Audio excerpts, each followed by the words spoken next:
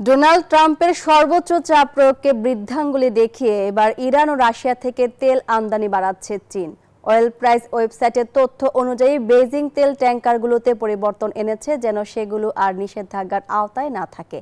এদিকে ফেব্রুয়ারিতে ইরানের তেল রপ্তানি নিম্নমুখী থাকলেও শি প্রশাসনের এমন সিদ্ধান্তে তা আবারও বাড়বে বলে আশাবাদী সংশ্লিষ্ট কর্তৃপক্ষ। দ্বিতীয় বিশ্বযুদ্ধের পর থেকে এখন পর্যন্ত পরাশক্তি দেশগুলোর মধ্যে তেলের বাজার দখলের লড়াই চলছে। তেলকেই সবচেয়ে বড় অস্ত্র হিসেবে ব্যবহার করছে তারা, আর তাই মসনদে বসেই ইরানের ওপর চাপ বাড়াচ্ছেন ডোনাল্ড ট্রাম্প। দেশটির তেল রপ্তানি 10% নিচে নামানোর পরিকল্পনা করেছেন তিনি। এরই অংশ হিসেবে পেজেশকিয়ান প্রশাসনের ওপর দিচ্ছেন নানা নিষেধাজ্ঞাও। তবে এত কিছু করেও যেন ইরানকে বাগে আনতে পারছে না ট্রাম্প প্রশাসন।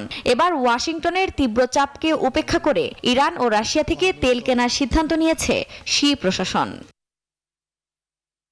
অয়েল প্রাইস ওয়েবসাইটের তথ্য মতে নতুন টার্মিনাল ও জাহাজ চালু হয় মার্চ থেকে চীন তেল আমদানি বৃদ্ধি করবে। নিষেধাজ্ঞার বাইরে থাকা চীনা তেল ট্যাঙ্কারগুলো এরই মধ্যে তৎপরতা শুরু করেছে বলেও জানানো হয়েছে। তবে এবারই প্রথম নয়, 2021 সালেও ইরান থেকে রেকর্ড পরিমাণ অপরিশোধিত জ্বালানি তেল কিনেছে চীন।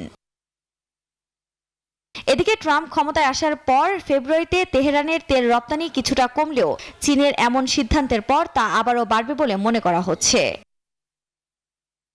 মার্কিন জ্বালানি তথ্য প্রশাসনের তথ্য বলছে ইরানের কাছে রয়েছে বিশ্বের চতুর্থ বৃহত্তম তেলের মজুদ। আফরিন মৌ, নিউজ 24।